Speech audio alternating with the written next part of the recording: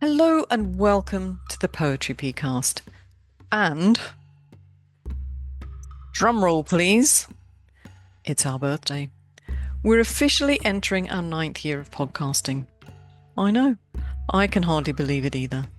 That's nearly a decade of haiku, Senryu, and me waffling. If you've been with us from the start, thank you, you're a saint. If you're new, you're most welcome. You've joined at a good time because the early episodes are, well, shall we say, safely locked away in a drawer marked character building.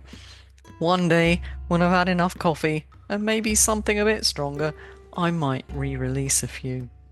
They'll give everyone hope that their haiku journey, like all of ours, begins with more than a few notable disasters. When I started out, I was sticking stubbornly to the 575 format, thinking that that was the golden rule.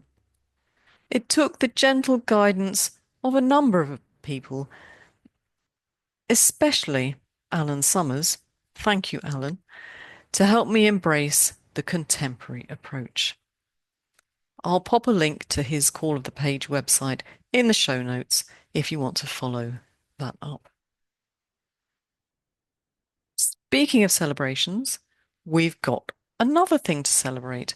One of our own, Mr. Joshua Sinclair, has just won first place in the Haiku Society of America's Haiku Award in memory of Harold G. Henderson with this little beauty.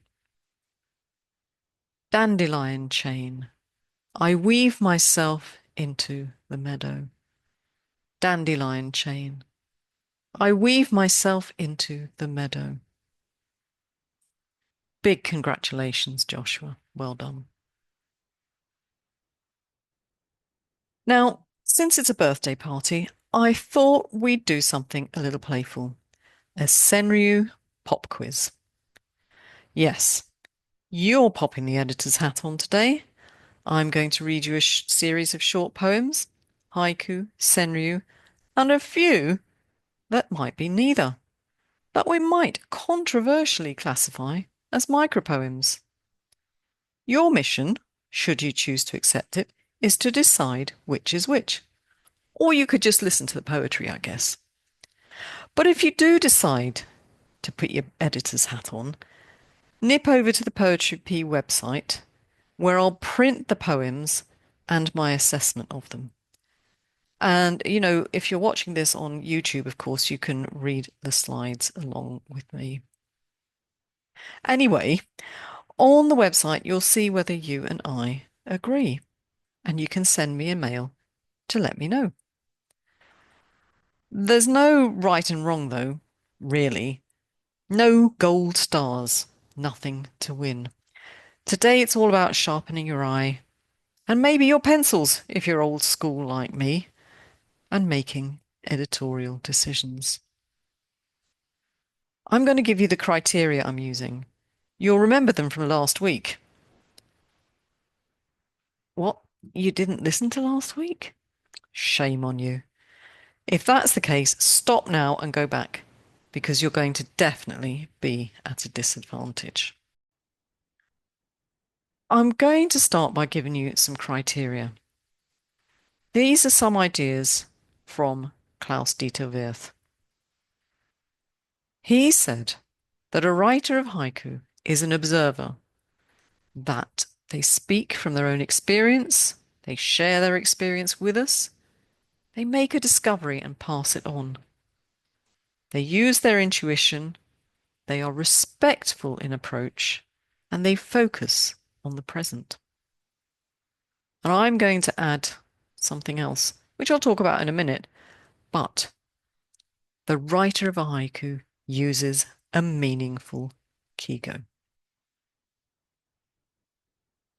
The writer of a senryu, on the other hand, is a commentator, is an outside critic, gives us their interpretations, shares their knowledge with us, shows and instructs us, questions things, exposes things, and can be irreverent in approach, possibly even vulgar, which we have seen in the past.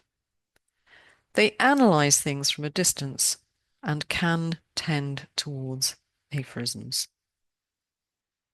But this is something important to bear in mind for today's quiz. Otherwise, we're really going to be at odds with one another.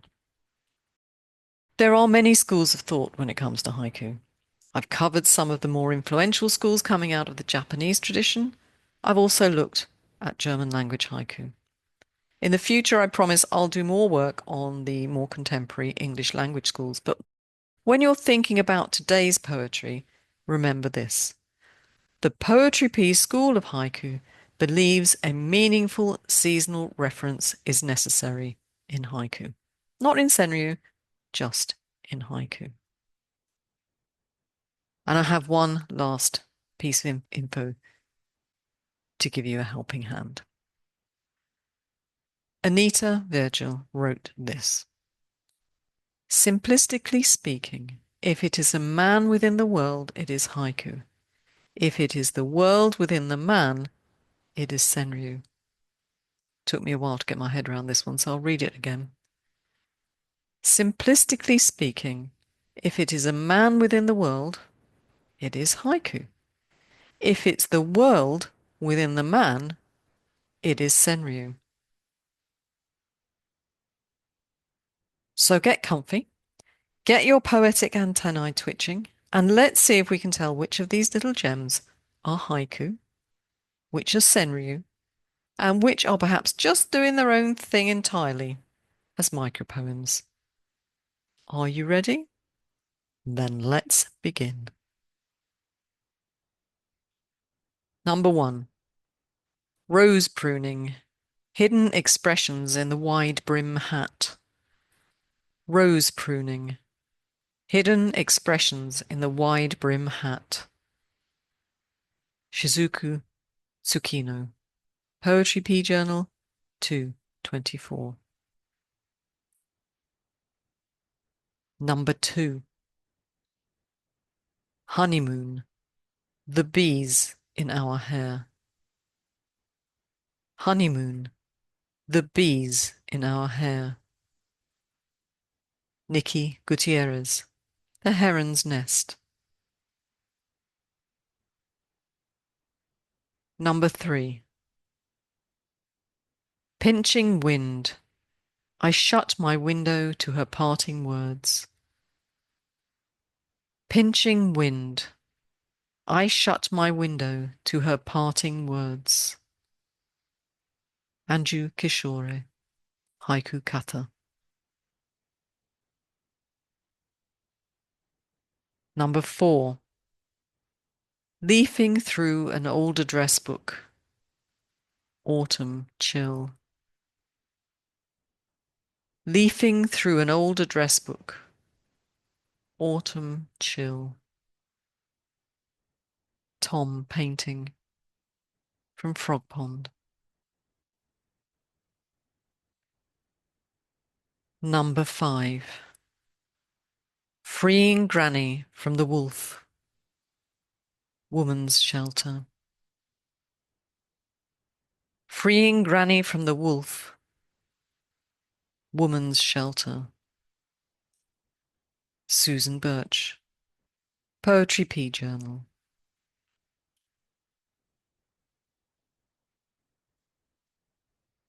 Number 6. Stained glass. A shift of light in the confessional. Stained glass. A shift of light in the confessional. Jonette Downing. The Heron's Nest.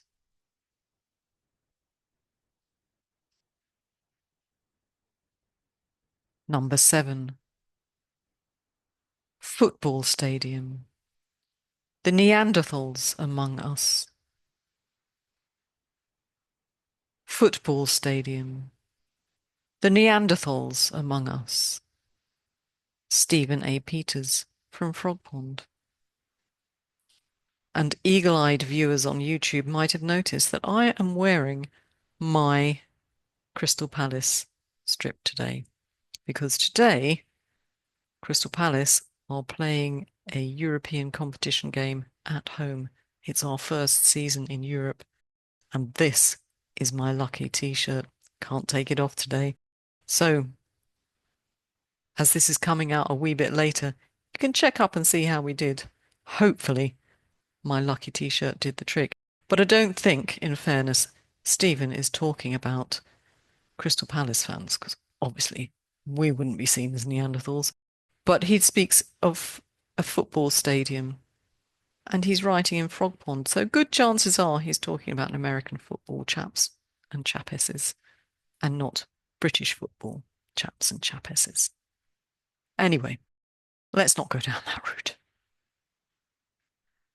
Number 8. Last quarter moon. The rest of the way without you. Last quarter moon. The rest of the way without you. From Eleanor Nicolay, Haiku Kata.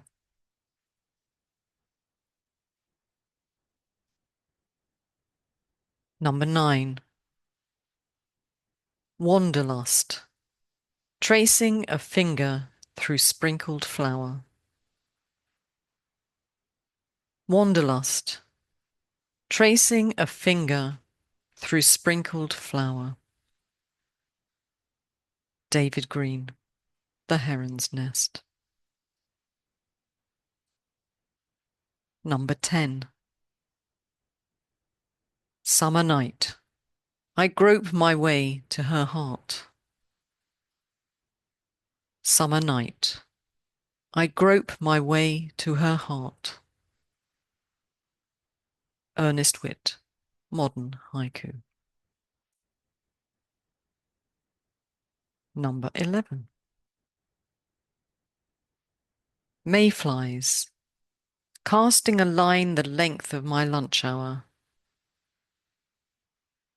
Mayflies. Casting a line the length of my lunch hour. Chad Lee Robinson, The Heron's Nest. Number 12. January snow. Crossing the easy things off the list. January snow. Crossing the easy things off the list. Mary Stevens, Modern Haiku.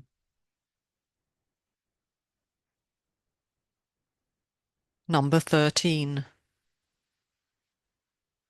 Autumn rain. Scribbles in the margins of a second-hand book. Autumn rain. Scribbles in the margins of a second-hand book. Olivier Schopfer, Frog Pond.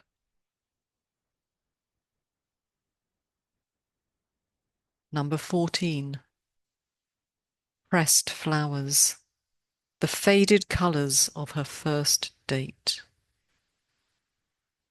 Pressed flowers. The faded colours of her first date. Linda Love, The Heron's Nest. Number 15. She sows seeds, sprouting freckles. She sows seeds, sprouting freckles. Agnes Ava Savage, from Modern Haiku.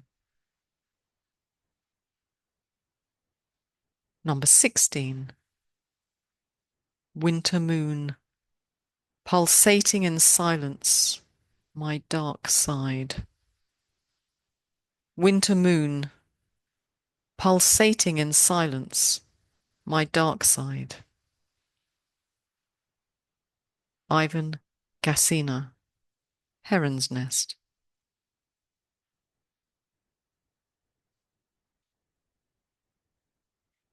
"17. Cruising with the top down, dragonfly. Cruising with the top down, dragonfly. Marilyn Ashbow, Modern Haiku.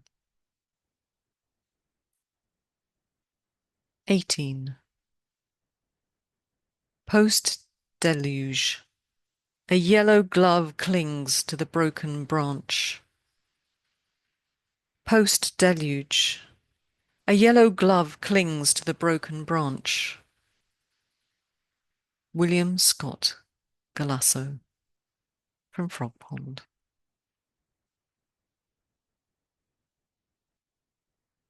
19. Drifting into the conversation. A maple leaf. Drifting into the conversation. A maple leaf. Mary McCormack from Presents.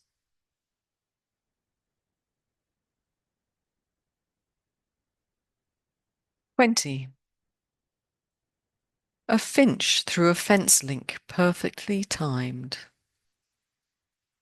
A finch through a fence link perfectly timed. That's from our old friend Peter Jastrzemski at the Heron's Nest. 21. Unsaid words, the last wren of the day. Unsaid words, the last wren of the day. Crystal Simone Smith from Modern Haiku.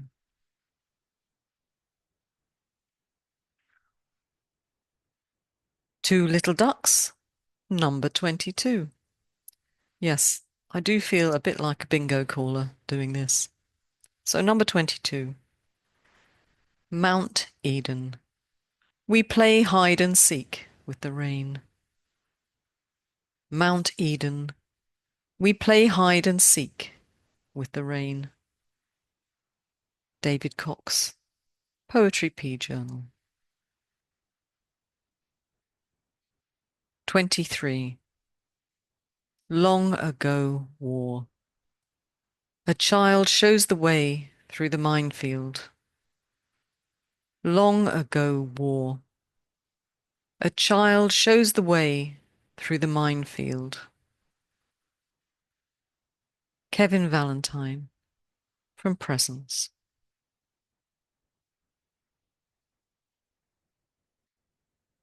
Number 24. Recession.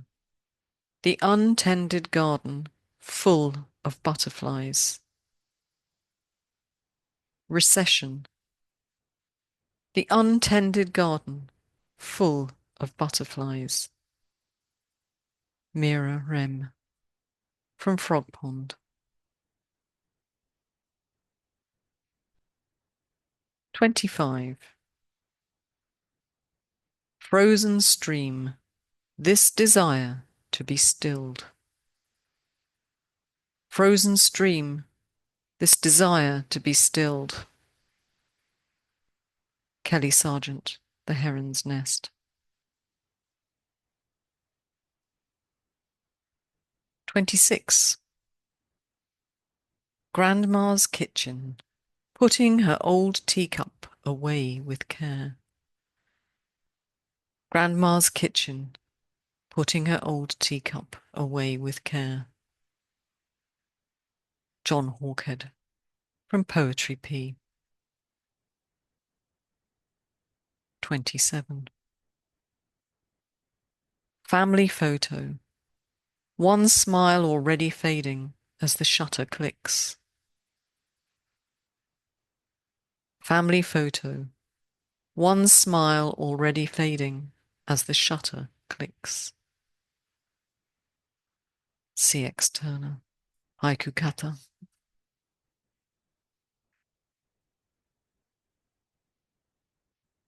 28. Quilting squares. The repeating patterns of a life. Quilting squares.